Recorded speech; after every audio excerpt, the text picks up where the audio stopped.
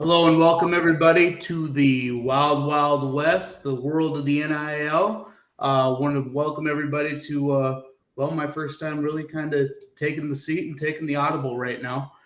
Brian should be on here anytime soon, but for right now we are going to kick it back to the clergyman for the average man, Kevin Reichard, the Rev.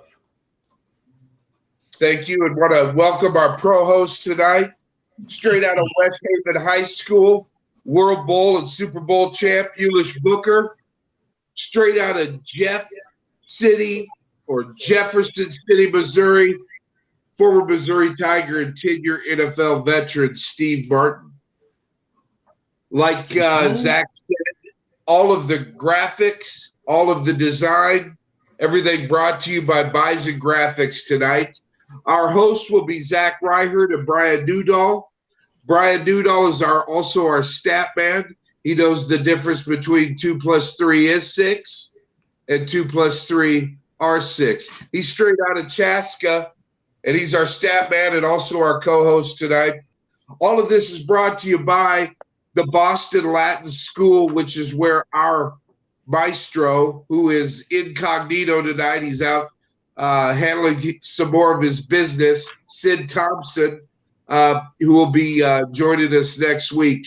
He is our pilot and the one who's bringing this airplane into the ground usually every weekend. But right now we're trying to keep it afloat and a flight with Zach and with Brian. So I'm your other host.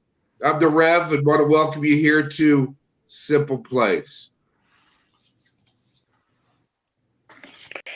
All right, thanks, guys. I know I was having some technical difficulties there, but I guess first off, we're going to start off with today in sports, and I think we got to get to the big highlight of today is Baker Mayfield trade from Cleveland Browns to the Panthers for it really is a 4 pick, and Cleveland's paying $10.5 million of his salary. Book, what do you think? Ooh, that's a lot of coin to be giving away, boy, for a guy that may be riding the pine. That's a lot of money. But hey, what are you gonna do? At least he's out of that locker room and off to a new start. I mean, then again, if I'm not mistaken, Sam Darnold is the Panthers starting quarterback right now, right? Mm-hmm. That is correct. Yes. Yes. So he has a chance. It's that starting job is now wide open. It's really wide open because Sam Darnold, he hasn't just displayed the ability to be the outright starter at this point. So if I'm the head guy, it's a two-way go right now at this point. Yep. Yeah, and I'd say the thing is that it's a little bit of an even footing. Sam Darnold, has had a year, but that year didn't look so good. I mean, looked like a rookie. And that's the hardest part about coming in the NFL and having to show what you can do day one. There's only like not even a handful of guys that can come in day one and perform. Mahomes needed to marinate for a year to learn the ropes and stuff like that. So to come in day one, that's tough. And now Baker's got to learn a new playbook in short of 2 months, which can be done. But for him to have the chemistry you need with his receivers, that's still going to take time. But I think Baker's got the leg up. One, because he's ran the show. It's he's kind of got his feet kind of ground in there. I don't think he's that super marquee talent, and I think teams are being unrealistic a lot of times with what that talent truly is. You have to grow it. Very few guys have the ability to just walk in day one at that position and do it. So I'm happy for him. He's got a new start because being in Cleveland was going to be pretty much hell for him this year. So, I mean, Steve, they both got slipped to Mickey in the beginning of their career. Both of the teams they started out with, so they're about on equal footing. Yeah, that's what I'm thinking. Is that the number 1 overall draft pick and the 3rd overall draft pick now fighting it out there in Charlotte. It's going to be a legit fight. It's not going to be a little fight. That's a legit fight. Like Absolutely. Play by play. They both started out at poop universities. Hey, back on up that bus right there. I know Mayfield's a Sooner. Boomer. Heisman Trophy winner too. That don't help. That don't help when the bullets are flying at super hyper speeds. No, Who's his left tackle? I'm telling you, I've only seen one guy come in, was nervous and was scared and handled it, and that was Peyton Manning. And trust, those first 2 years, he stunk. He was not good. He was all he could do to survive a game. And you could see that look in his eye after you get hit that first time by a Bruce Smith or a Bryce Pop. When you got that first hit, man, you may have thought you knew what you were doing, but once you get that first one, that's like, oh my God, I felt my soul kind of leave my body. That's right. This is real good stuff right here. Yeah. It's not for the little dude. You know, it's a special guy that can stand in that pocket, carry the team the whole game, go through all the different checks, and then when they roll the coverages and switch the personnel, oh man, there's just so much. You know, so it's I nothing but hats off to quarterbacks because it's really hard now. It was even hard when I was playing, but it's even harder now because the schemes are just so much. So I think there's two big points to this. I mean, we're only a few years removed from the Carolina Panthers almost going undefeated and in the Super Bowl with Cam Newton to now they can't even find a starting quarterback to solidify their entire offense. Secondly, if we go back to that graphic, I mean, he's a conditional 5th-round pick at this point. That's his value. That's what they're valuing him at, a conditional 5th-round pick. So nobody's getting a franchise quarterback in the 5th round, or at least we're not projecting that anytime soon. Right. And he's definitely not Tom Brady. Conditional. What was that? I feel like he loses money each time you say conditional. Well, take it for what it costs $1.5 million every time you say it. Like the cash register just keeps doing negatives. Conditional, negative, Yeah. Well, realistic position is that he's got to perform. That's it. There's no ifs, ands, and buts about it. Nobody's betting. Usually when you get your big money, it's because you had 2 good years and it looks like you're going to have 2 good more. That's usually when you get that money. But he's had okay years. And then they said, we're not going to even take a chance on you going in the future because we think we could get somebody who may have a rap sheet, but he's a hell of an athlete. He's got that superstar branding to him. But you know, this like I said, this is going to be a legit fight. I don't think there's going to be people saying, oh, you know, especially if Cleveland's picking up $10 million of his contract. It's like, well, yeah, you got a fair shot to get this spot because you know that's our 1st round guy, but you're a 1st rounder. So if you can show that you can do it, think about it as a coach. When you go to the playoffs, you want the most experienced guy you can get in there by any means necessary. I don't give a damn how good that young kid is. I want that experience in there because that's what makes you win in the playoffs. I'm Carolina Panthers. I'm kind of pulling for you, Sam. Even though you creeped my Facebook page and you got the wrong politics, holler at your boy. You know that's what's up. The Carolina Panthers are getting a future quarterback for $5 million and only had to give away a 5th-round pick. Say conditional one more time, he loses another 200,000. I mean, it's just kind of like that. I mean, think about it like this, guys. As a Pittsburgh Steeler and a Pittsburgh Steeler fan, we're not sitting too much better than the Panthers right now, technically. I mean, let's go through that quarterback room. You got Mitchell Trubisky, right? You got Mason Rudolph. You got Ryan Pickett. What separates that room in Pittsburgh from the room in Carolina is, you know, on the other side of that ball, you got a killer defense You're gonna have a sound special teams. Okay. You got a stud at running back. I just get Front office. And a superb front office.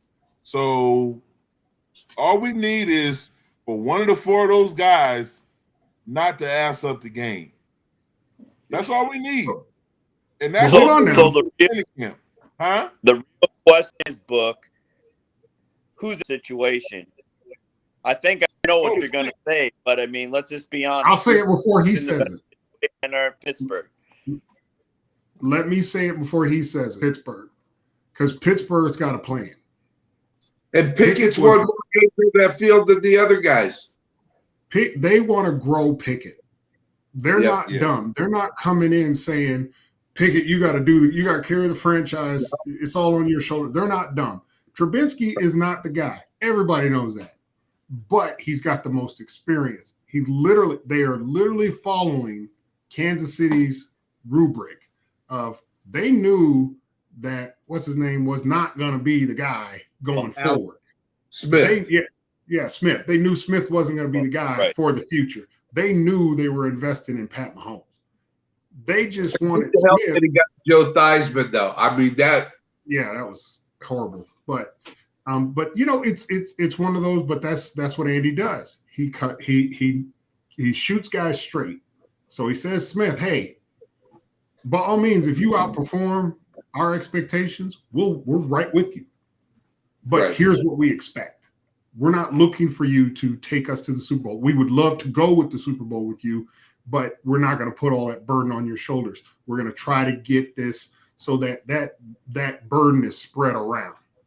So, you know, that's just being reasonable. So, but a lot of these teams are coming in the mindset of, well, if I just get this superstar guy, he's going to carry me. No, a true coach is going to build the team. And that's what Pittsburgh is doing. They're going to build the team. See, Carolina, to me, to put that dogfight at the key position, it's a little dangerous. I wouldn't have did that. It can be the whole locker room just from that move they made today. You could lose the whole locker room just from that today. That's dangerous. So you don't want to just jump out there and make that dogfight happen. Now, the dogfights usually happen because the starter gets hurt, and then the second and third got to kind of fight to get the job. That's where you can solidify a team week 8, week 9, where, starter went down, but, we got so-and-so. Let's drop him in. And if he's successful, hey, watch out. Those teams, those are the teams that get real scary down the stretch going into the playoffs. Those are the teams that are contender. But you know why that is, right? You know why that is? That's because the guys on the other side of the ball know that, hey, listen, we got a player over there. So, you know, that extra effort ain't going to be in vain, because the difference between that extra effort and me just getting my check is if that offense keep turning that damn ball over, you know what? Let me live to fight another day. You know, I can tell running back in Pittsburgh. You say, listen, if the quarterbacks, all they have to do is drive the bus, you know Tommy's going to hand the ball off. Oh, yeah. All right, guys, we're going to get to break here. Sorry to interrupt. Let's go to break, and we'll bring our guest in. Go ahead. Sounds good. All righty.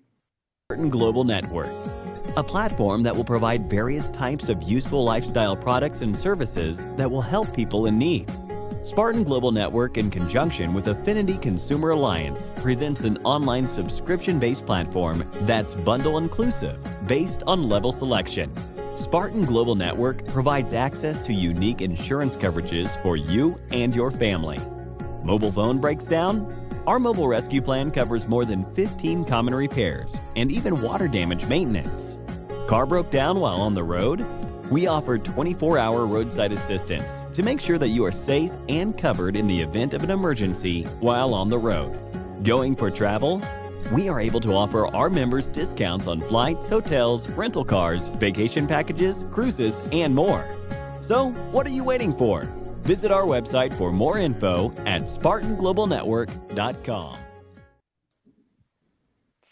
All right, ladies and gentlemen, we're back with our special guest, the self-proclaimed king of the NIL, Mr.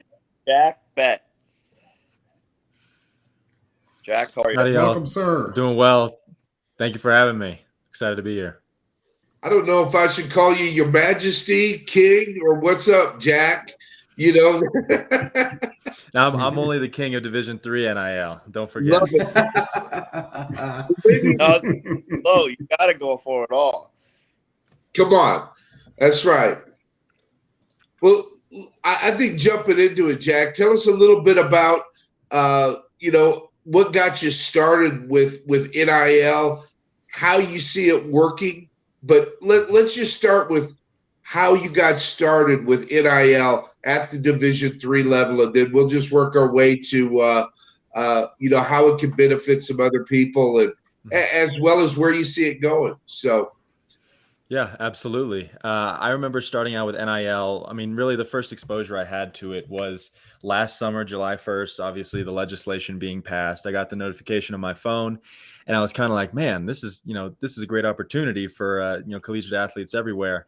And I started talking to my parents. I was getting really excited because I had all these, brands and local businesses and Amherst in mind. Then it really started to kind of set in that it's probably very unlikely I even get one deal. So I let it simmer a little bit. I kind of stood in the background and watched all the Division I guys get deals. I want to say I was jealous, but I was kind of like, man, I want to get to that point. And so in January of this year, I was really fortunate. My first deal was with a company called Lifestyle Bands. I've got them on right now. I'll shout out to them. They actually reached out to me and asked if I was interested in becoming an athlete ambassador, making a percentage of commission for sales that I drive. And after that first deal, my parents and I just kind of decided, why not see where this can go. I had a lot of free time with me taking this semester off.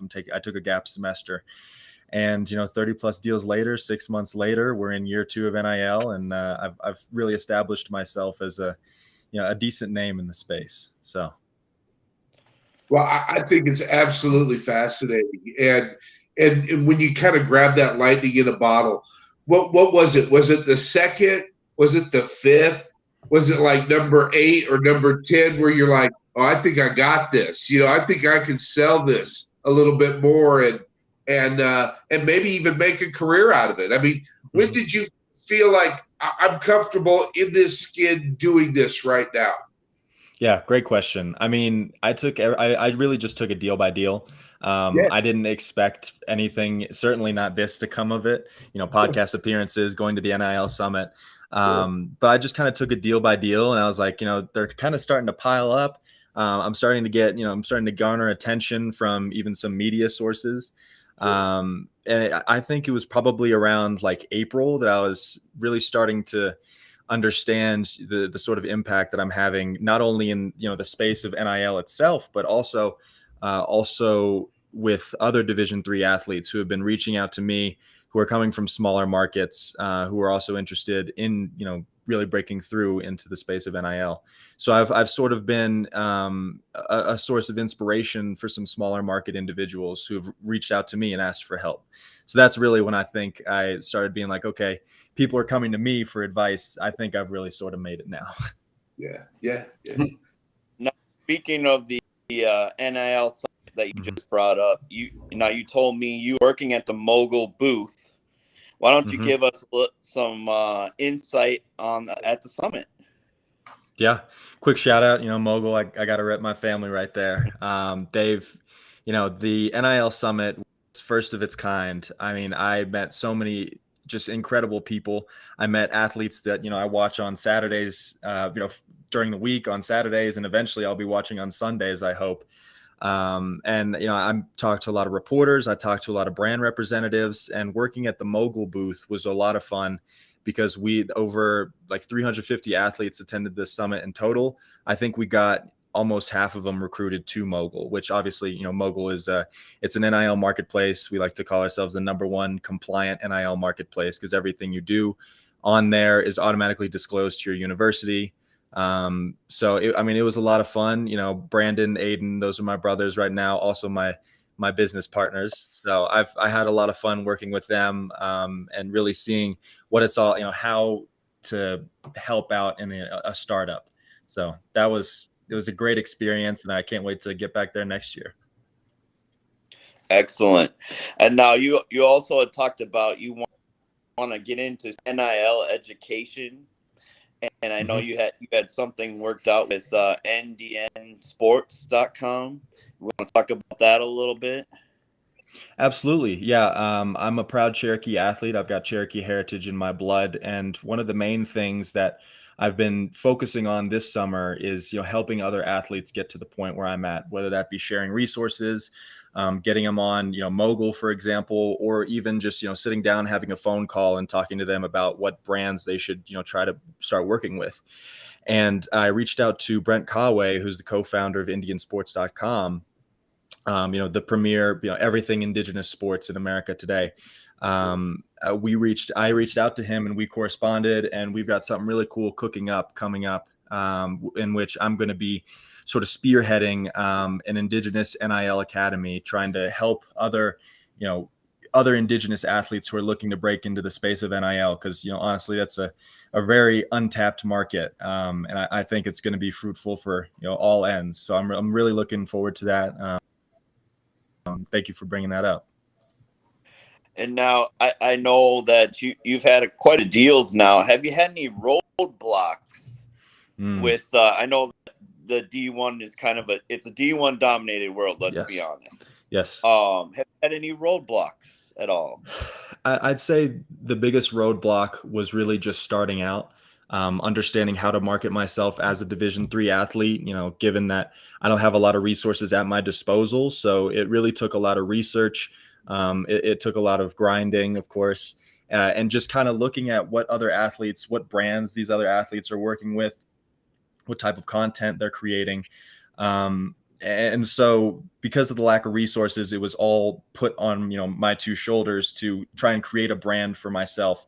And I've done quite well. I've coined this thing called the NIL cover letter, which I'm pretty sure has never been done before. I've gotten a lot of feedback from brands and commending how professional my approach is. And they really appreciate that because, you're developing skills that will help you later down the line in the business world, whatever I get into. So, I'm talking to executives almost every single day. I'm talking to CEOs. I'm talking to entrepreneurs.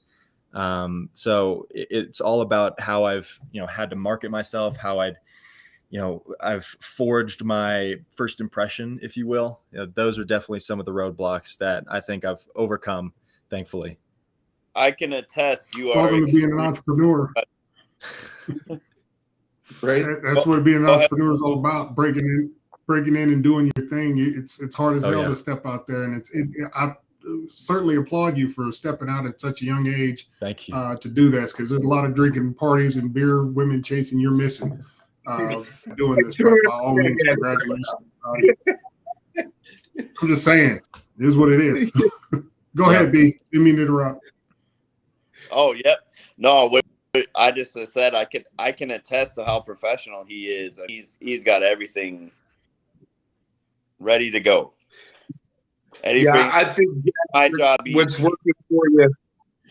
I think what's working for you, Jack, is not only you're a good-looking kid. I think you've got the moxie where hey, you put the work ethic in. The best part, really, that I'm listening to is that you can articulate it. And that's going to be a strength and a gift moving forward because, like you said, the light bulb came on and you said, hey, I think I could do this when people started asking you for advice. Yep. So when you're that oasis out in the desert, people are looking for water, it does give strength to the oasis to say, hey, I'm here for a reason. There's a purpose to what I'm doing. And certainly I want to agree with Brian and with Steve. You're doing it early enough. And quite frankly, you've got some of the intangibles that are going to take you a long ways, kids. So, it's a good deal. I appreciate that. Thank you. You got anything to add, brother? I mean, from an entrepreneur's seat, it's definitely commendable at the fact that you took the first step and, reaching out and creating the opportunity of which a lot of athletes could follow down that path. What has your interaction been with a lot of the bigger companies? Because I'm sure you've approached them. Yeah. It's definitely been more difficult reaching out to these larger companies, whether my email gets lost in the fold or I never really get a response. I think it's really important to understand that I'm not going to get a response from all of these companies. I understand that they're obviously more busy trying to get larger named athletes coming from UCLA, Ohio State, from all these bigger schools. So I'm not allowing myself to get discouraged by not receiving a response. I will tell you that as I've began to solidify my name in the space of NIL, I've had more larger name companies kind of get back to me and be like, oh, sorry, we weren't really familiar with your work. We'd love to have you on the team. And I thought that's been really cool because, they're kind of keeping me in the back of their mind at the end of the day. But there's definitely some difficulty coming from a smaller market, trying to market yourself to the national level. So yeah, great question. Thank you. Yeah, they're not going to have a choice because you're just making yourself so known that they're going to have to. Mm-hmm. So, well, I think a couple things just from my entrepreneurial spirit as well is focus on regional. The businesses that advertise it or the local construction contracting companies, they want to just get their name out there, and they don't advertise. They advertise where they get business, and they just need somebody local. And so focus on those local dollars. What you have with this social media stuff here is expanded marketing. So what we a lot of times get focused on is trying to be on the national market, which is ideal, but there's tons of money. This money is here. And you just have to understand that now the school's not getting that money. So everywhere that the school markets, that's where you market because they need your name in order to sell the school. So that's Absolutely. how you do it. Have that focus there, but by all means, it's all over the place. My thoughts are, you're a receiver, I presume? Absolutely. Yes, sir. I forgive you for that. So, but also the summertime. If I don't know how Division III works, I know with the bigger schools they always have camps and stuff, but you can start hosting receiver camps for youth and high school guys. So think about that too. I've been talking to my parents. We've got a couple of things maybe in the work for next summer once I have a really big season coming up this fall. So we're definitely going to keep that in the back of our mind. Yeah, if you got your folks helping you, that's even better because I mean it's a lot of work you doing it. I mean, when you get to the pros, I'm telling you, I did a restaurant, I did camps, I did all this stuff, and it was a lot of work. But I built a team, so most of the work wasn't on me. But if you got that advantage of having a team at this young age, and it's again, just don't be greedy. Just share the wealth with your team to build the brand. The brand then builds itself. Because the brand's not just you; it's you and the people that work with you, and that's what a lot of folks get lost. Sorry, Steve. I want to back it up and say how open were your parents when you presented this option to them? Were they like, "Hey, cool, let's do it," or were they kind of a little standoffish, or was one really affirmative and the other one was doing all the what we call the Ben Franklin, the pros and cons? Hey, this looks like a great opportunity. Oh yeah, but what about this? I mean, where were your parents and how are they involved in it now, if they're involved in it now? Yeah, absolutely. So I will tell you, starting out, it was very foreign to all three of us. I mean, we'd seen NIL stuff, on the news, all these record breaking, people getting cars and such. So really when the first deal came through, it was sort of a feeling like, there's some potential here, but, we still want to be careful and tread lightly. I'll preface this by saying both my parents are lawyers.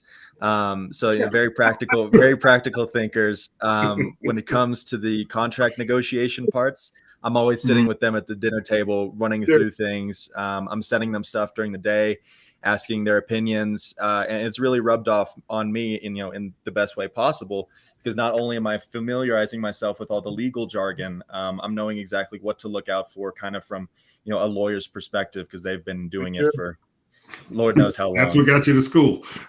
Yeah, exactly. That's awesome. That is awesome. Yeah. So Jack, I want to kind of talk about your process on how you go about doing these. What's your step-by-step process? Are you evaluating different companies? Are you casting a wide net? Who are you reaching out to?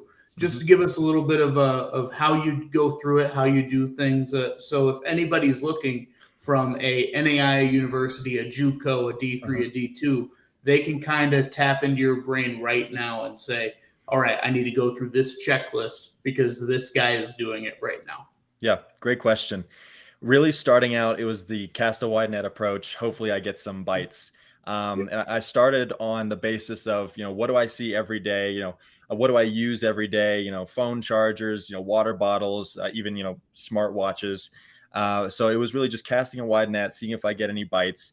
And in turn, it really morphed into start looking at what brands are working with other athletes in the space of NIL, and seeing if my brand sort of fits that brand's vision, because it's very important. A fit. What my parents have taught me, one of the more important things is you want to make sure that whatever you're working with really fits into your brand, really fits into what you push every day.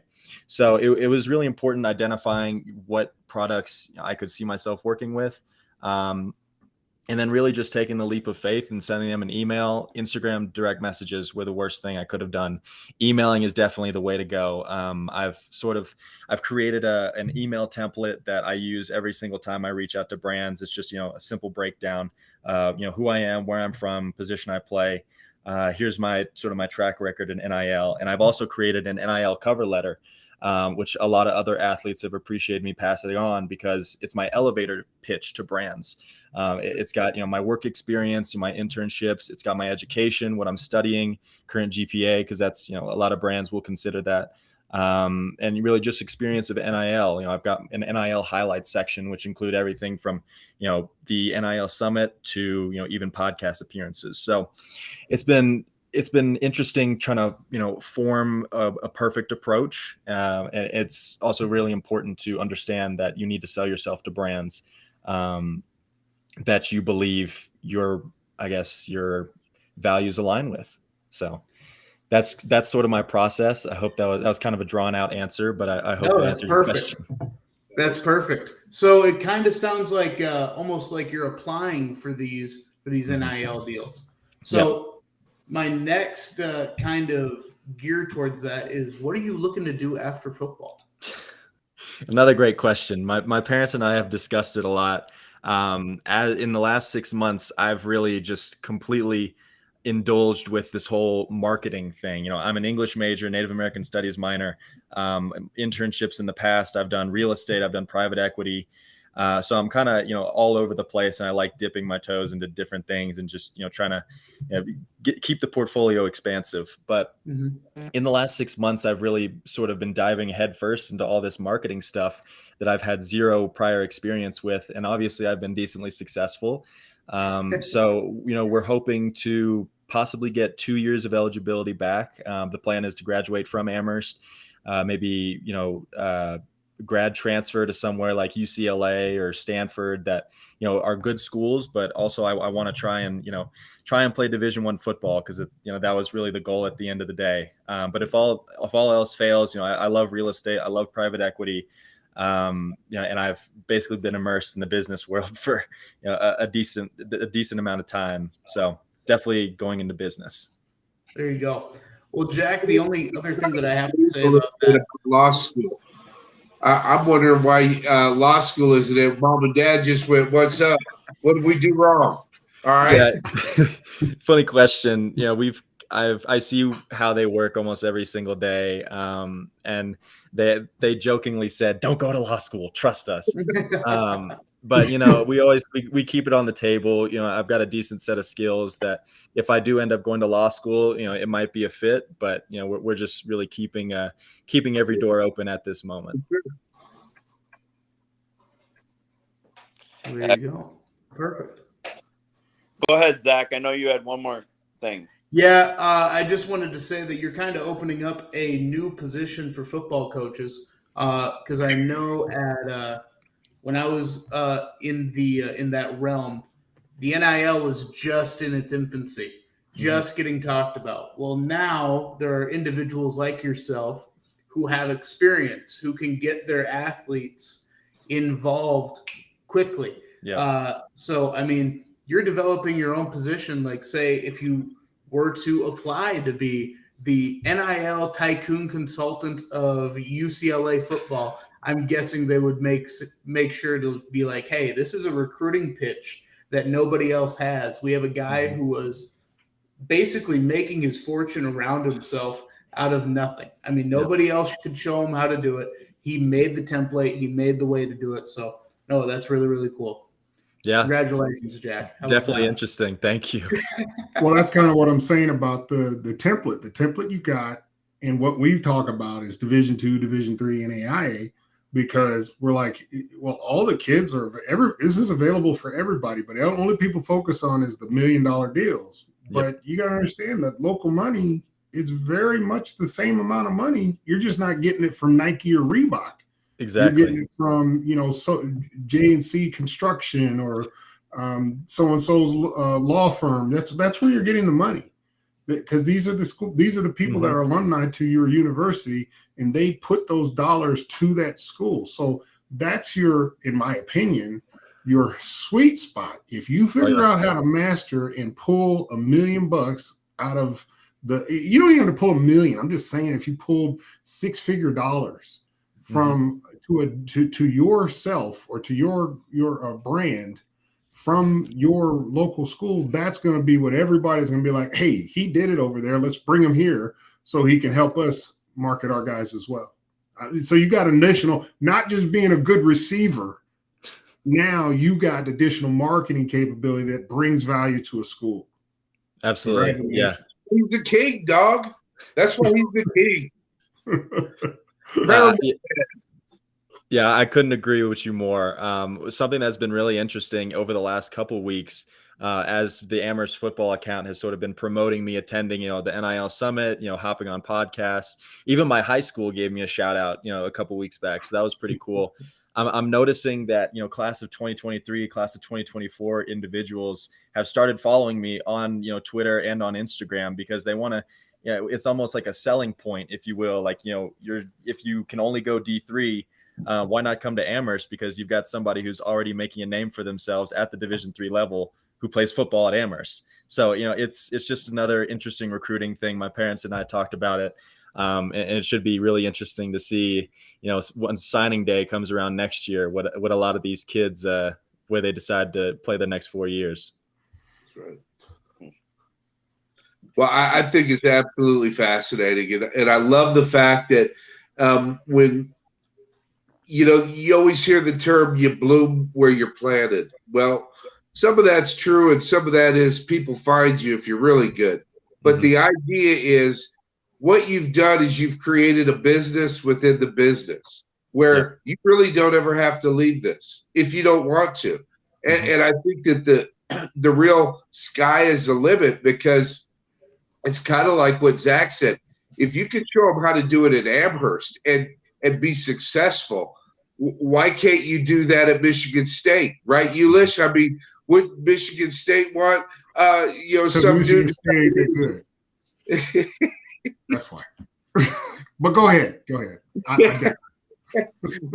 Would Michigan State want some guy who blew it up in Division III to come in and start brokering deals with the Nikes, the Mercedes-Benz, the Ford plant, down the road, where they start to fit these guys up. And we're talking, if you can make 6 figures at the Division III level, that really almost precludes the fact you could do 7 figures at the Division II and III level. At Division II and FBS, but it's the matrix that you develop. It's not necessarily that you make the 6 figures, is that you come up with a concept that is that they can replicate easily.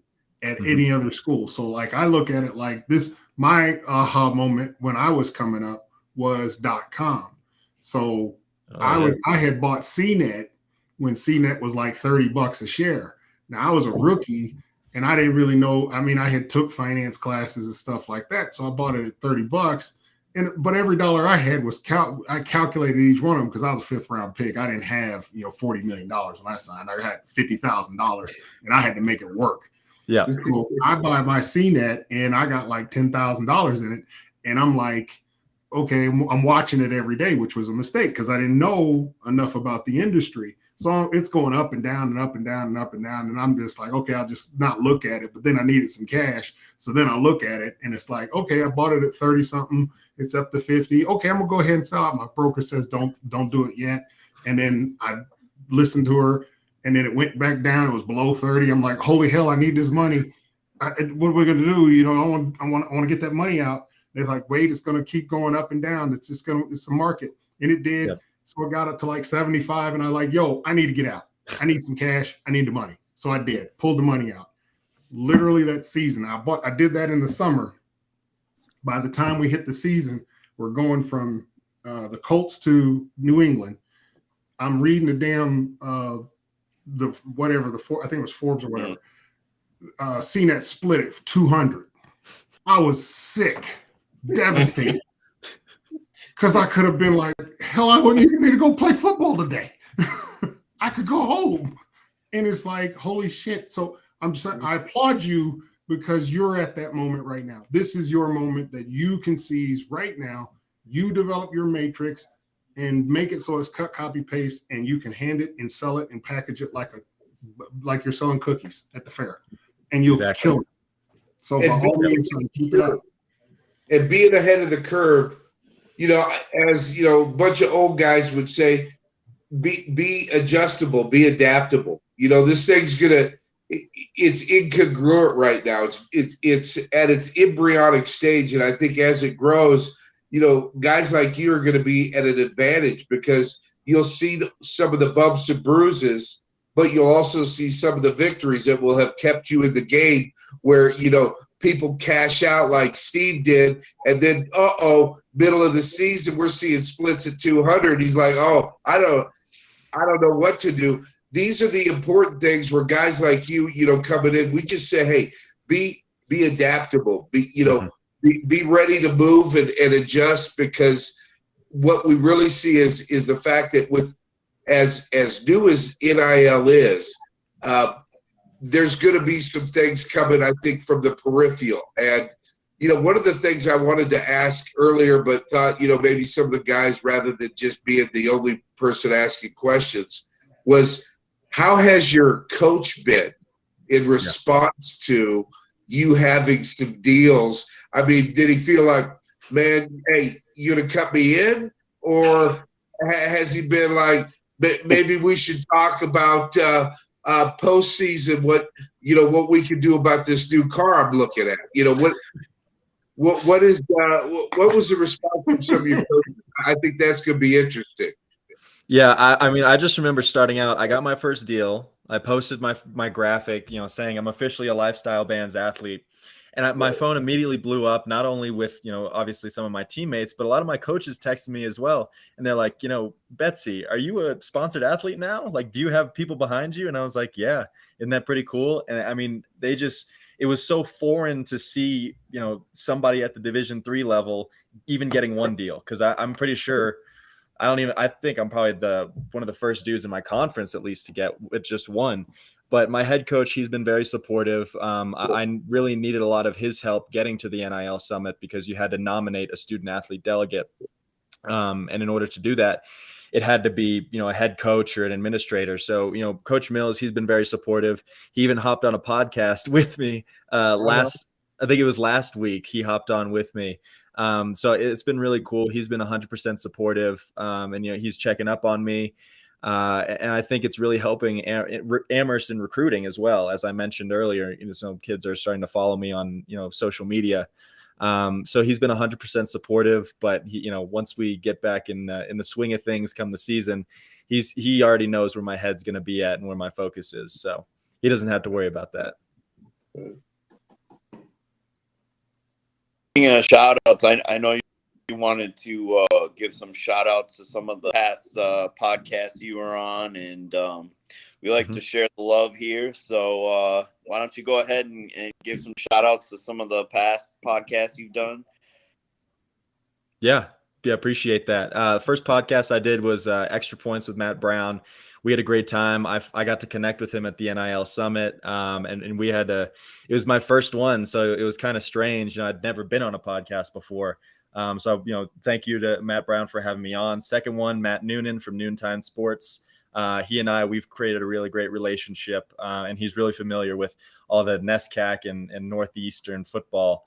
And third one is Andrew Petcash with the Petcash Post. I did a co-guest podcast with my good friend Raekwon Smith, who's the king of NIL. I'm the D3 guy, but he's the guy.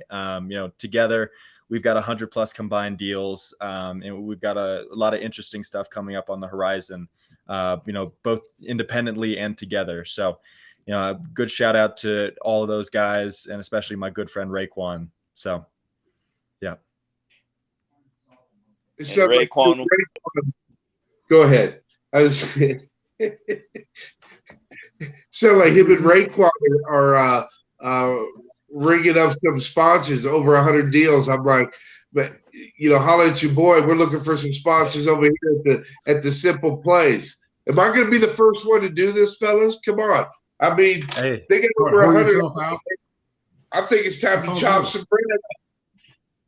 Yeah, anything y'all need, all my resources at y'all's disposal. So of course I'd be happy to help out. Raekwon and I, we've got, we're pretty much the groundbreakers in the industry. He's, the big HBCU guy. I'm the big D3 guy. So 100+ combined. Well, that's what we're trying to build. We're trying to build the network for everybody to come together, and everybody just say, hey, do what we can to pull together, because that's the bottom line. Is now the power is in the people's hands. And this is what, when I was in school, we were trying to do. And when I tell you, it was a defeated fit, just stepping out there to do anything. Man, they got mad at us when we got jobs outside of the coaching staff not getting us the job. So, they didn't want that because we're supposed to make so much money, but shit, hell, wasn't giving us no money. So we had to earn a living over the summer. So, and whatever it takes, but just know that that's the main thing we're focused on. And the end game of what NIL will be collective bargaining. And I keep saying it, but it's going to take time, because nobody really wants to deal with at least college-wise, they don't want to deal with collective bargaining because all of the requirements that has to be there. But literally the NFL, it was all the stuff they argued about in the 80s. It was everything they did. And by the time you the 90s, it was already set in place. So there's Sid. What's going on, Sid? Good to see you. Hey guys, just got done upping. Thought I had to pop in and say hi to the crew. We miss you, buddy. Well, Were you using that UV protection today? What's that? Did you have some UV protection on today? Yeah, well, that's why I keep that hat on, Oh, okay. Hey, you know what? I didn't even have to kick any parents or any kids out today. Plus. That bonus. Awesome. I just thought I'd pop in and say hi, guys. I couldn't help it, because we got done early. Well, let's get back to it. Thank you, Captain. Okay, sorry. All right, Jack, good seeing you, my man. Good to see you. I'm out of here. Thanks, Blue. All right, Sid. Y'all thought I was flipping at the beginning when I said he takes our plane and he runs it right into the ground. That's our man right there, the captain of our ship. You can't have it, Jack. It was good to see him. I didn't know if he was going to pop on. It was good to see him. Awesome. I think he just wanted to get in with the umpire outfit so he had some kind of authority. But it is what it is. Listen, I think one of the main things that we want to be able to do here at Simple Playz is keep the communication open. And certainly what you're doing is not only admirable, but I think in many ways it's so new that many people really don't have a clue yet, but they want to. And I think having someone articulate what it is, what it means to them, and how to do it is very imperative, especially now with all the information that we have. I often say that in this country and around the world with cell phones and social media, that we have a miles wide of information, but we are an inch deep of knowledge. And I think a lot of times what really we have to do, and I don't do it always the best, is close my mouth and open both my ears and listen to how you guys are doing it. What gave you the impetus, the inertia to say, I think I can tackle this at whatever level, because what we're talking about is 7% of the population that plays collegiate, and then after that it's less than 1% that play professionally. But giving people not only options at each level, but giving them a tool book as well as being able to articulate to them how to do it is so needed today. And I just want to commend you, because I think, when it comes to like the coup de grace and the hat trick, you're sitting right on top of it in the catbird spot.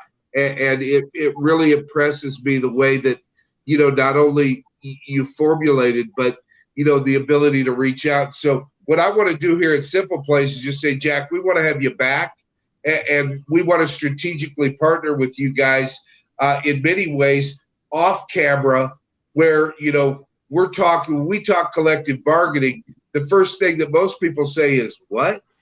Because nobody's ever been in collective bargaining unless you've been a professional athlete and unless you've been involved with it. And what I always say to people is, if I want my Porsche fixed, I'm not going to a Ford or a Chevy dealership. They don't know how to work on it. No offense to Ford and Chevy, buy American. But I'm just using the example of saying that you need someone specialized with that particular model, make, etc.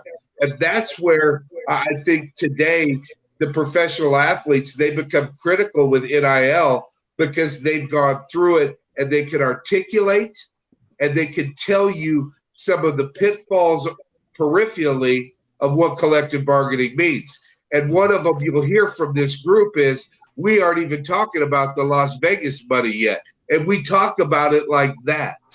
So I just opened the caveat for you, Steve, to just go in and gobble it up with Jack, because that's too low hanging fruit.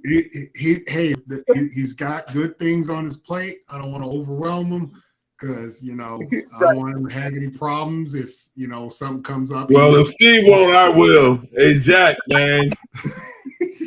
Hey, while you're on this journey, just remember that, hey, listen, we're a little bit older than you, but just keep this nugget in the back of your mind, seriously.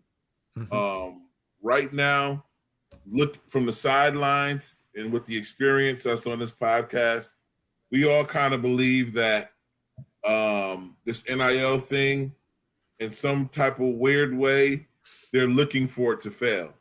And they're looking for it to fail simply because the athletes have too much control or they have too much power.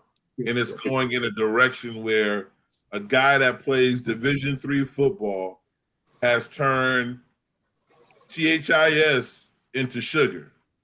Okay? And so to the powers that be, that's a problem. All right? And so they're waiting for it to fail. Yep. And we ultimately believe that in the midst of them waiting for it to fail, the guys that are the champions for it right now, like yourself, you guys really need to be thinking about player compensation versus NIL. For example, think about it like this. There's a couple guys out there that have Bentleys, Lamborghinis, and high-end vehicles like that, right? As a 42-year-old grown adult, I'm kind of scared a little bit in a vehicle with that much horsepower, because you can lose it just that quick. And so what I feel like, by the powers that be not going directly to a player compensation situation that's in a controlled environment that makes sense, that's equitable, that's fair across the board. By them not going in that direction, they want it to fail. So they want something bad to happen, like a bad car accident or something bad to happen from the money standpoint. Yep. And then they'll attempt to come in and try to shut it down. But in the root of being an athlete and being for the players, you guys need to be thinking about compensation and the universities paying you in some type of way, you know. And I think just keep that in the back of your mind as this thing progresses, because we're at in the world or in the history of mankind have the asylum kind of gave the keys to the kids, you know. Where has that ever happened? That they didn't want something bad to happen. And so the NCAA and everybody saying, hey, we don't know what to do. Let the kids have at it. That it doesn't make any sense. So it's kind of like a setup. So just keep that in the back of your mind as an advocate and a guy that's on the front lines that, hey, listen, as this NIL thing becomes, you know, more of a crazy world, and you being a difference maker and a disruptor, start thinking about that. You and Raekwon start thinking about that player compensation, not so much NIL. Player compensation. Remember, you heard it here first on the Simple Playz.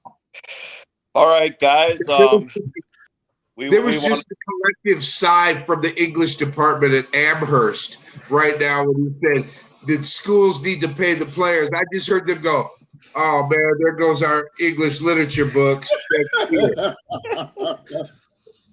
All right, guys, we got to get to a break because we're coming up. We got Where's Will?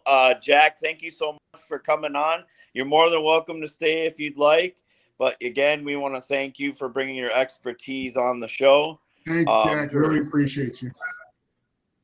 Thanks, Jack. Yeah, thank you all so much. Thank you for having me. Definitely looking forward to hopping back on, maybe, you know, after the season, so I can update y'all with everything that's gone down. But again, thank you all so much. It was a pleasure to be here, and let's keep in touch. Right. Take care. Be well. Appreciate it. Well, they're young still. Have they been approached at all? Have anybody inquired them? Because, you know, they're being asked or giving offers already from any NIL type of deals. Just, I mean, you don't have to go into detail, but have you been approached by someone already at their age? So, you know, so what happened, I'll tell you, so my son got recruited to go to IMG. You know, we were in the state of Michigan. He went to school at Detroit Catholic Central in Novi, great school. And he had his first year as a freshman there. And at the end of that season, you know, by the grace of God and people on this call, on this podcast, IMG just shows up and says, hey, we like this son, your son. And when we evaluated that, I mean, like, wow, this is a great opportunity. Almost seemed too good to be true. And in the process of getting ready to sign and make that commitment with IMG, some teams out west, you know, the modern days out on the West Coast, St. John Bosco, Los Al, who has 3 5-star players. One is the number 2 player in the nation underneath Arch Manning, which is Malachi Nelson. This is a phenomenal quarterback. Yeah. Him and my son, you know, we're talking almost daily. You know, he's recruiting him to come out to California. And in that process, we found out that there are not only NIL opportunities in college, but in high school as well. And, you know, they're paying guys out there, you know, these quarterbacks. It's not uncommon to see sophomore juniors in high school making $250,000, $300,000, $500,000 in high school. And that leads. All right, welcome back. And now we got Will. Will, how are you? I'm doing just fine, thanks. I'm enjoying the sun. People are still shooting off fireworks and all that kind of good stuff. So even though it's after the 4th of July, people are still shooting off fireworks like 4th of July is every day of the year. But anywho, so go ahead. You were going to say something? Oh, what do you got for us tonight? So tonight, I well, Rev's always delayed by something, but anywho, that's a whole nother story for another ball game. But anywho, this week I'm going to see one of my buddies. He has a whole Vikings garage. He calls it Asgard, so that's a really cool thing that I'm looking forward to seeing. I know a few of my friends from the Lions super fans are organizing a benefit up in the Upper Peninsula of Michigan at Uperman's Bar and Grill, celebrating a super fan who has since passed. May God rest his soul. But all the Lions fans go up north to his restaurant to pay respects to his honor, which I think is really awesome. On Monday, July 11th, I'll be with some former Vikings legends. Lewis is hosting a golf tournament at Prestwick Golf Club, benefiting the Lewis Sports Foundation. So that's going to be a good cause to take advantage of, play a nice round of golf at. Obviously, Rev and Leo go back 22 years or so so that's going to be a fun tournament to play in. I'm looking forward to that, seeing a lot of friends, old and new, and see how that goes. Hopefully I don't do too terrible on the golf course that day. That's why I've been playing golf like crazy the last 2 months, maybe 3. But I'm really looking forward to see what the foundation brings this year. It's at Prestwick Golf Club in Woodbury, Minnesota. So if you want to get tickets to the award dinner, it is at Minnesota Valley Country Club on the 10th of July, I believe. Otherwise, the tournament is on Monday the 11th, and it's a shotgun start, a whole bunch of other good stuff for when that event starts. So that's pretty much what I got for this coming week, and I look forward to see what happens on Monday. Hopefully I can come back with some hardware next Wednesday. Well, say hi to Kellen Winslow Sr. for me. I'll do that. He's a Missouri Tiger too, so that should make Steve somewhat happy too. All right. Thanks, Will. Thanks for coming on, and we're going to go to break here.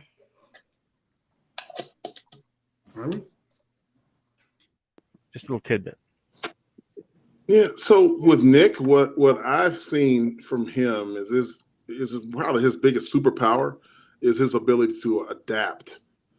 And what I mean by that, I've seen great coaches, come up with programs and they can win. They win championships and they have a style that is successful. And that doesn't mean though that you're going to continue to be successful, because if you understand football, people know the NFL is a copycat league, right? Well, football is really copycat if you think about it. And everybody looks at the NFL and it kind of trickles on down to the lower levels, lower divisions, college, high school, middle school, little leagues, and on. Now it's crazy though. The development from the 7-on-7s and 5-on-5s, it's constant.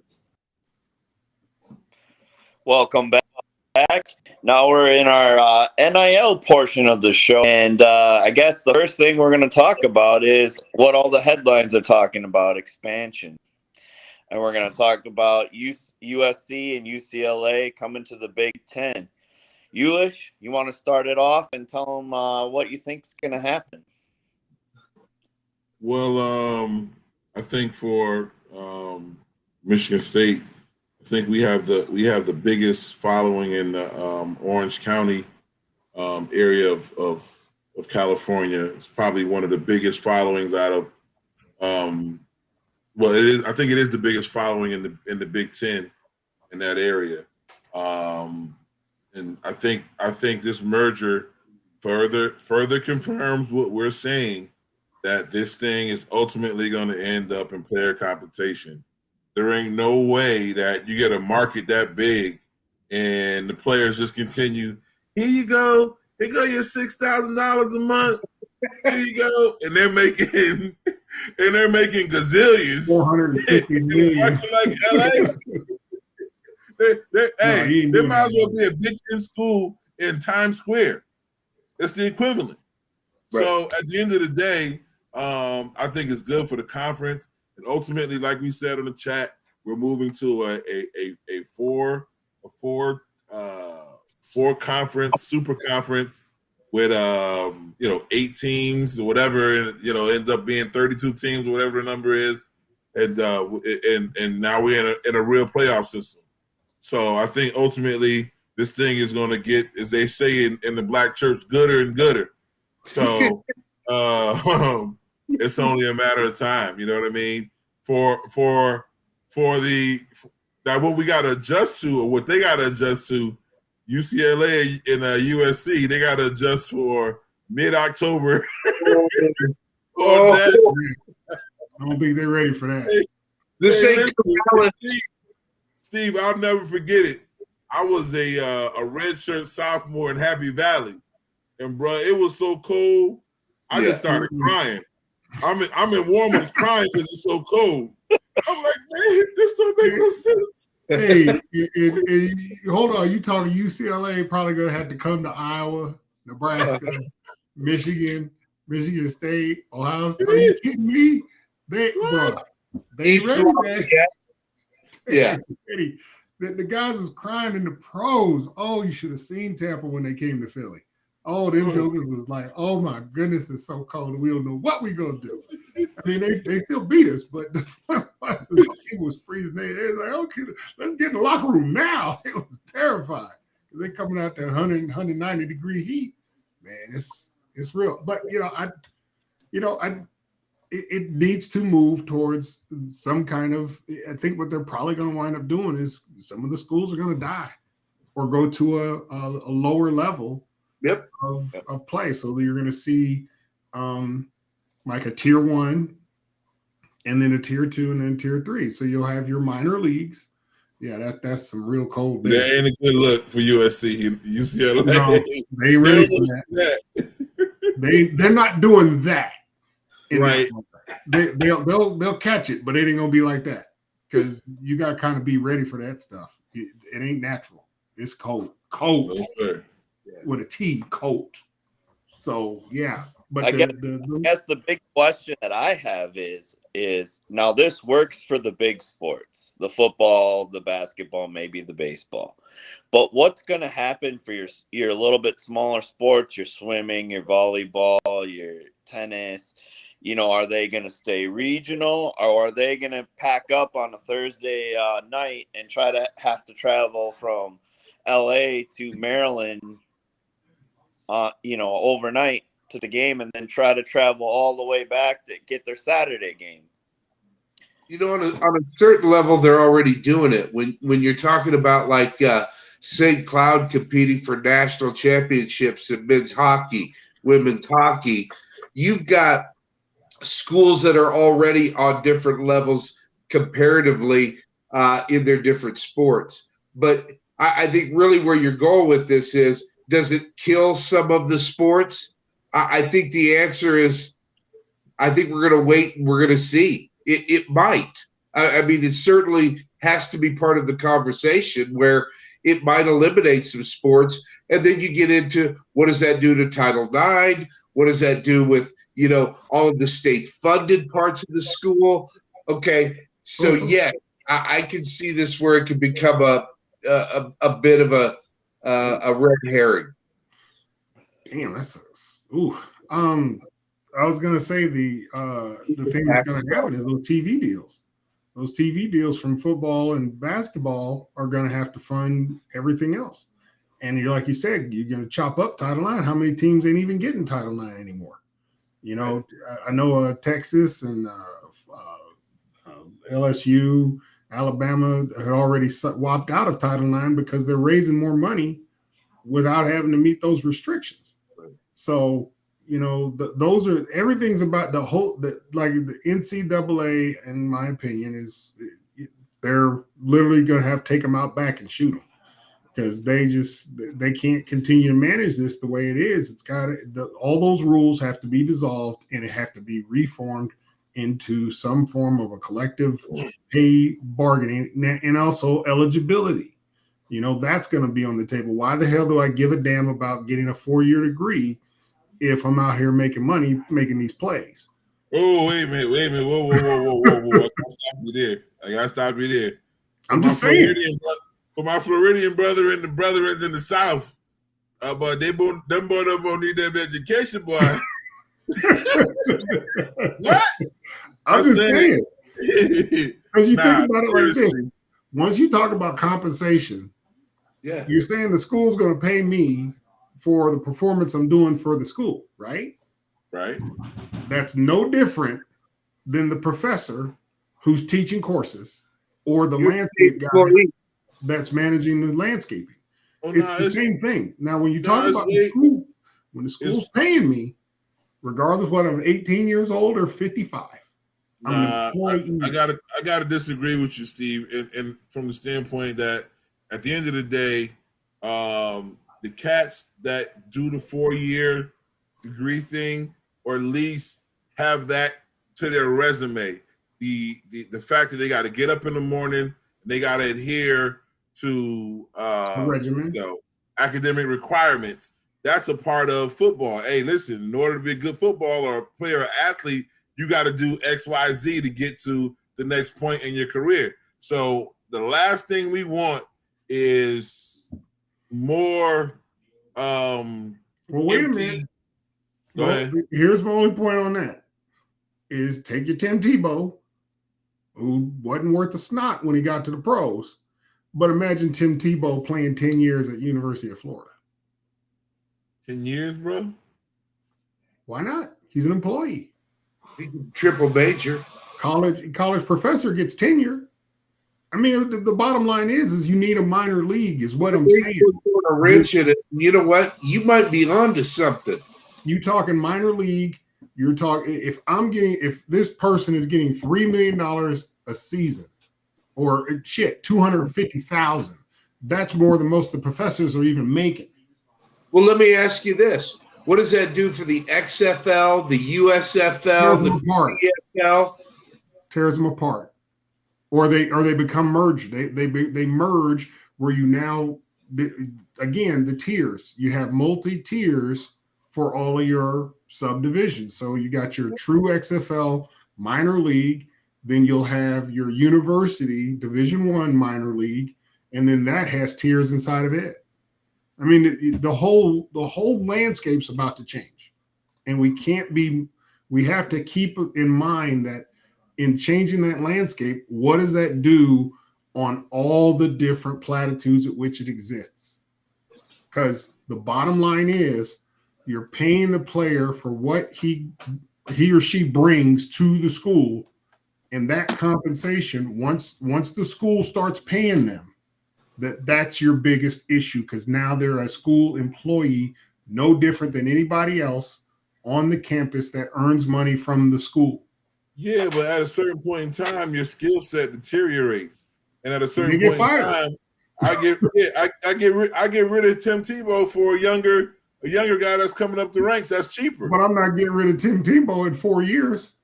I'm going to Tim Tebow for about 8. I think, Steve, you might be onto something, because the average salary in the USFL is under $50,000. The average salary in the XFL is under $27,000. The average salary in the CFL is $3,000 per week. So you're looking at the NCAA Division I with these guys getting these dollars. Again, right now it's Wild Wild West. Florida. Yeah, well, I would have stayed at Mizzou. Shit, I done stayed there happily. Like, do I take a chance of going to the pros? And Tebow wins his 8th Heisman Trophy in a row. The whole landscape is changing because of the money. It is what it is. It is what it is. I think you might be onto something with the whole tenure piece, because you're right. once a school pays for, you become a state employee after so many dollars, which entitles you to all the state benefits of 401k, pension, health and life, all that stuff, dental. That's a big package, actually. Or you drop it in the middle and say, okay, all the sports go over here and y'all become your own league, you become your own thing, and you become your own entity. Now we're talking collective bargaining. Boom. Yeah. It's one way or the other, which way you want to go. Right. And trust me, Texas don't want to open up that endowment at $6.5 billion. They don't want to give that to nobody. So, and who do they owe it to? The players. So that's the reality. So to keep your mind moving ahead of what the options are. Steve, they can't open up that endowment because that endowment is there for a bunch of other reasons outside of athletics. Listen, think about it. You got high net worth, high finance, high net worth guys that put their money inside of that endowment for investment purposes. So it's a matter of, does my investment in the university and their ability to invest my money and get a significant return on investment, is that more important for my money to stay in that investment, or is it more important for me to give my money to the athletic department that's going to, is that increasing my investment versus a institutional style investment? And again, it's entirely up to each school on how they're going to do it. Because the reality is they're trying to compete by making sure that they get the best athletes they can. So the way you compete in the NFL to get the best athletes you can is manage your cap space and pay the most money for the position you need. It's going to be the same thing. So if you're going to set this is not something we have to invent. It's already here. The thing is they have to heat this big ass, that humble pie that's usually about 10 foot off the table. You got to take that fork and you got to start eating it one piece at a time. You don't try to swallow the whole thing because it's going to taste terrible, but just try to eat it one piece at a time. These are hard questions that the NCAA has to deal with. And what the people have to do is figure out a way. We got to unite, pull ourselves together, understand what's on the table, understand what we have to move towards, and don't reinvent anything. Because they're going to try to convince us that we got to reinvent something, and we don't. It already exists. The only problem is we don't get the share. They do. They control all of this money. And those endowments, they're there because they get them loyal fans are in the VIP booths, and they got $400 million of their money, and they're thinking, I got to dump 40 of this million somewhere. Where am I going to dump it? Oh, man, he just got a touchdown. I'm going to dump it right here because he's had a couple drinks, and he's full, and he's loving life of the school. Was it T. Boone Pickens over there at Oklahoma State? Just dumped a ton of money into the school. That he didn't do that because he just liked looking at that orange and black. He loves that orange and black. That's his pride. That's his alma mater. That's what he loves. So he's going to do whatever he can to make sure his school got what it needs. Now he's got to pay a player, as opposed to just buying another building and naming another field after him. He's got to pay a player to do that. And it only makes sense. It's like common sense is coming, and we have to let it happen. Because you can't, like Sid says all the time, you cannot put the toothpaste back in the tube. It's out. We got to go. So keep our minds open on what needs to be done. But this merger is huge, because it's literally going to set up. I bet you the SEC realigns the next year. The earthquake's coming. There's only going to be 2 conferences. Most likely. And we're talking NFC .2. Pac-12 has extended invitations to Washington, Oregon, Utah, Colorado, Arizona, and Arizona State. If all accept, will make the Big 12 the Big 18. Let my Bison in. Let my North Dakota State Bison in. That's the thing. As of 5 hours ago, there was rumblings of North Dakota State possibly making a jump. About ready to take it over. World power. Yeah, if you don't jump now, you might be left in the cold. I mean, there's even rumors of the ACC getting broken up now with SEC looking to upgrade because they want to match the Big Ten. I hate to beat the dead horse, but just to quote Steve, we're not even talking about the Las Vegas money yet. Thank you, Rev. We just talking about the money that they get from local and national sponsorship. We ain't even talking Vegas. We haven't talked Vegas money. We're on the. We know the NFL Vegas money is ridiculously sick, but college football based Vegas money? Come on. Hey, Rev, you sure you want your bison and out here with the big dogs? I heard that bison meat pretty good, boy. You cook up good. I heard that bison meat pretty good. Hey, it only takes one. It only takes one, and then everybody's on notice. All I gotta say is, they're ready. They're ready in Fargo. They need to move out of next year. We win the national championship again. To let's go compete for a national championship at the FCS level and the FBS. Exactly. You saying it only takes Zach. You saying it only takes one. Look at Colorado. They beat Michigan, and we ain't heard from them since. We ain't heard from them since. Hey, yeah, but you've heard of Appalachian State, haven't you? Appalachian State has been winning games. They're ranked now. Yeah, you're going to tell me that North Dakota State, who runs the absolute table, beats every single FBS team that gets on their schedule, hasn't scheduled an FBS team in the last 5 years because everybody is too damn scared of them, can't win a damn game? No, no, I'm not saying that. I'm just saying after a while that bison meat start tasting real good and tender. Better make sure you know what you're doing. You come off that porch. You been to Fargo in January? Fargo in January ain't no joke. Fargo in January is like -34 below. Oh my God! Hey, UCLA and USC, they gonna struggle, boy. They can't go there. I don't think they can go. Well, they need a stadium. That stadium's indoors. Let me back on the bus, man. If they're indoors, that's another story. But if they outside, they ain't gonna make it. I think we're looking at 2 super conferences. I think what we're and really that might be part of the NCAA's doing too. Not to throw proverbial stones at them, but when you're talking about control, it's a lot easier to control 1 or 2 than it is 15. Yeah. And I think about my children, it's a lot easier to control 2 because after you have 2, one's loose. Well, Zach's the only one that can testify to that, but Zach's heard that his whole life. That after Tyus, that meant we were crazy because one of them's loose. Because each of you have a baby, one of them's out there somewhere. Yeah, unsupervised. You're the oldest, you watch the youngest. Yeah, that's right. You got the youngest, and that youngest one may or may not be watched. Yeah, it's so. Oh, wait a minute. You get back to the ACC. What did you say? Who were they? What were they doing? Were they breaking up, or were they just trying to merge with somebody else?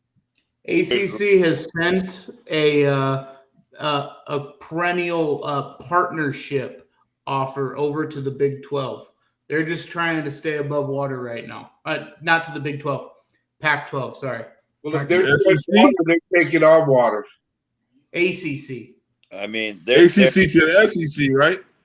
There's that rumor. There's the rumor of the ACC trying to reach out to the Pac-12 to get teams to come to the ACC. Then you'll have ACC West, ACC East. It's like everybody says here, it's the wild, wild West.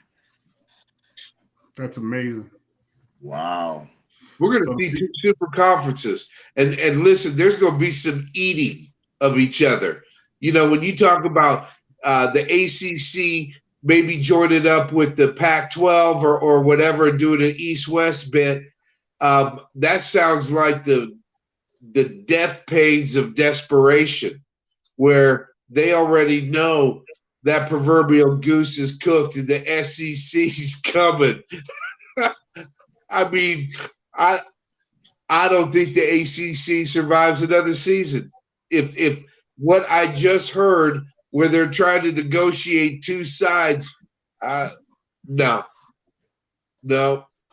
If they lose Absorption. Clemson and Florida State, they're done. Yeah, for sure. And it sounds to me like you're looking at an SEC super conference and a Big Ten super conference, and let the rest fall where they may. Yeah. All right, guys, we're gonna start to wrap it up here a little bit, and then we're gonna send it to commercial, Zach, and then we're gonna get back with final thoughts.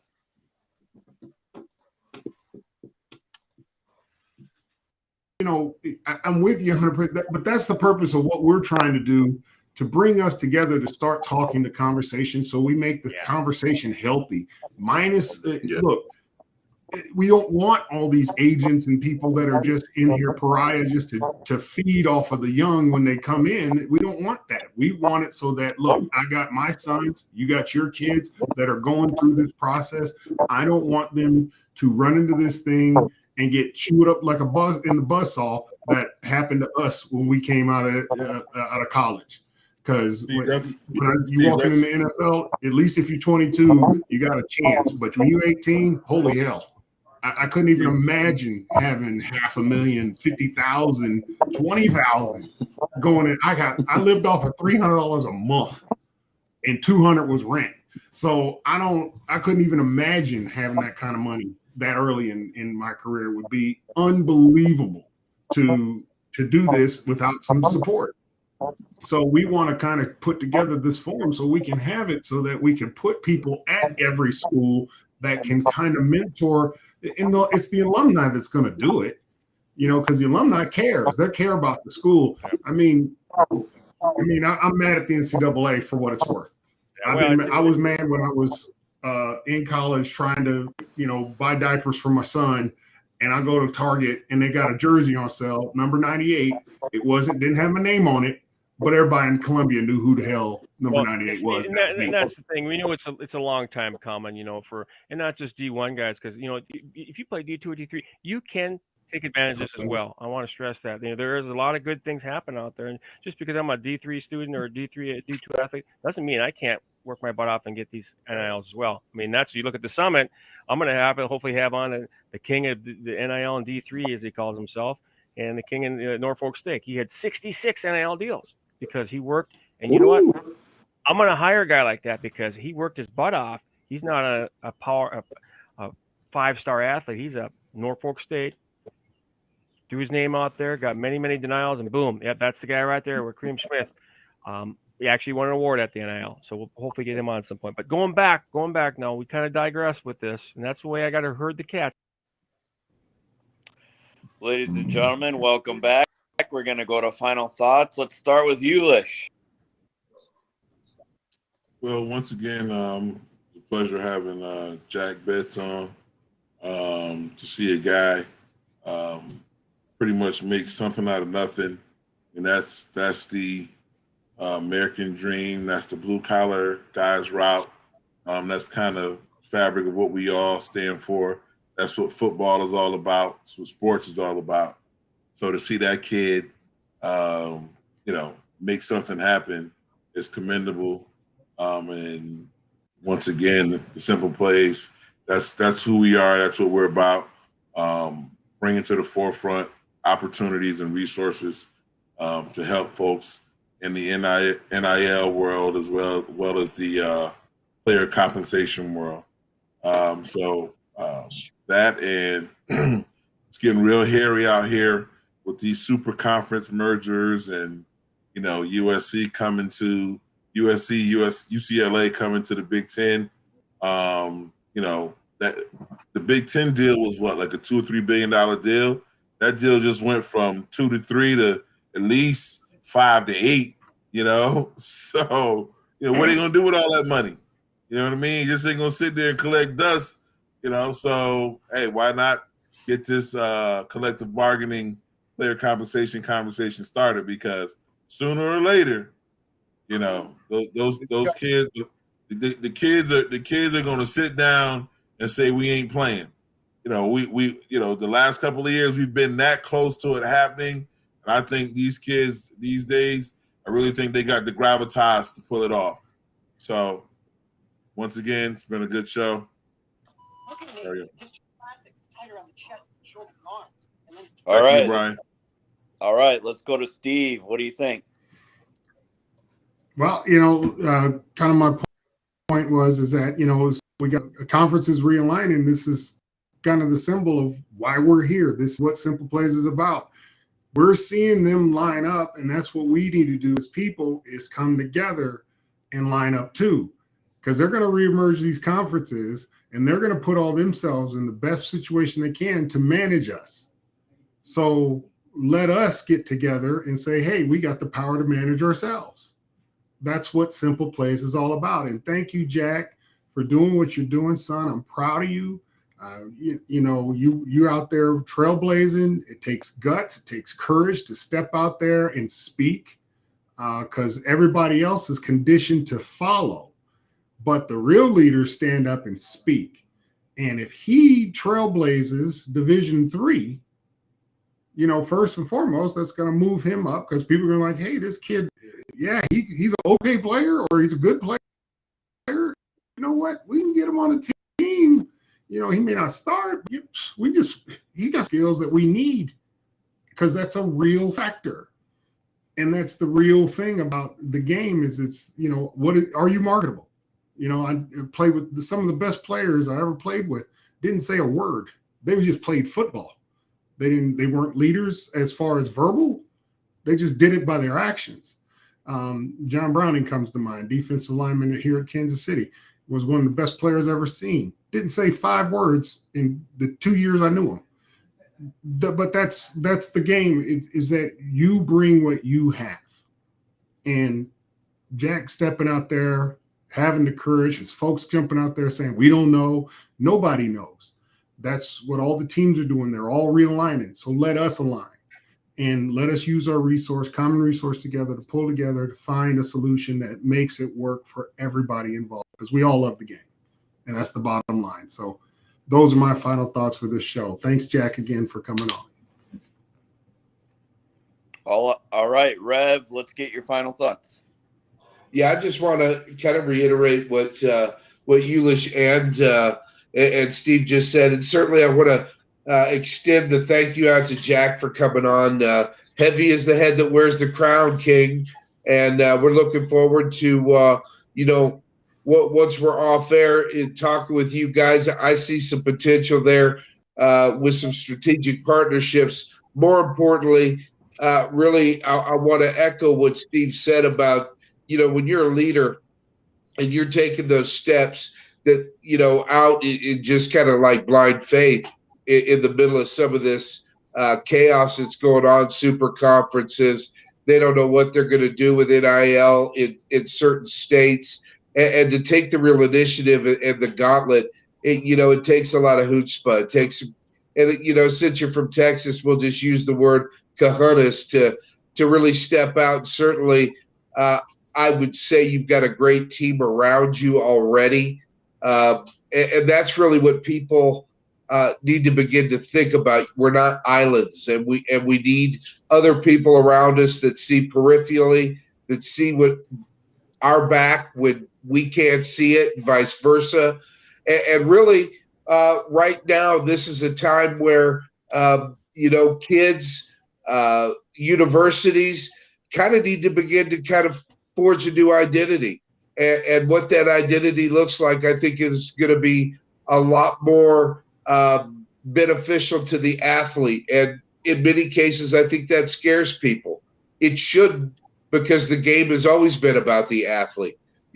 There was a very wise coach that used to say, coaches coach, but players play. And this is about making sure that the guys that are out there, and ladies too, let's not forget, soccer and women's hockey and, some of these great sports that, these men and women have put in the time. Sports careers are relatively short when you're talking about a regular vocational career.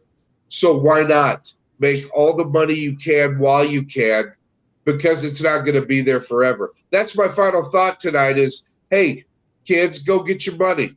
And mom and dad, be the support network, be the constant, be the Northern Star in helping develop, like, Jack's parents, where they began to do it as a team. I think that's one thing we lack today is enough family time.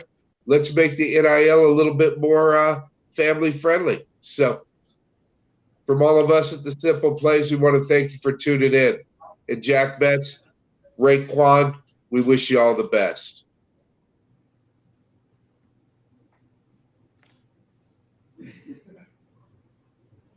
And maybe the guys just took off in production. I don't know. Maybe Brian decided he's just going to let us hang here. But you know what? The last dig I wanted to get in was with these super conferences, maybe Michigan State, and maybe Iowa can all play in the Rose Bowl again. What? What? Big Ten champion. Did I get everybody? Had to lose. Well, I Had to lose the game to get into it off this there, year. but, Isn't that fantastic? But Zach, let's get your final thoughts. Yeah, so I want to keep this short and sweet. We're in a totally new landscape of college football where we don't even know if regions even matter anymore. We're going into a place in time when TV money still matters, and we never really know what's secure, what's being taken for granted, or what we are going to see on a Saturday evening or a Saturday afternoon. College football is a sacred thing. It's a sacred thing. It brings people together.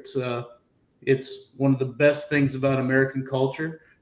You can throw on a hat, you can throw on a shirt, and take pride in your area, your university, where you chose to go. It's not high school football where you just grew up there and then that's where you went. You chose to go to your university. You chose to wear those colors, and now we're seeing just things in flux, and we don't really know how everything's going to land. So it's interesting. It's unsettling a little bit. I'm just a college football purist, though, and that's my final thoughts. You'll get over that. All right, I'd like to thank everybody for watching. I'd like to thank our guest, Jack Betts, whose future is limitless. I'd like to thank Where's Will for his segment, and I'd like to thank all the guys. See you next week. So long, fellas. Be well.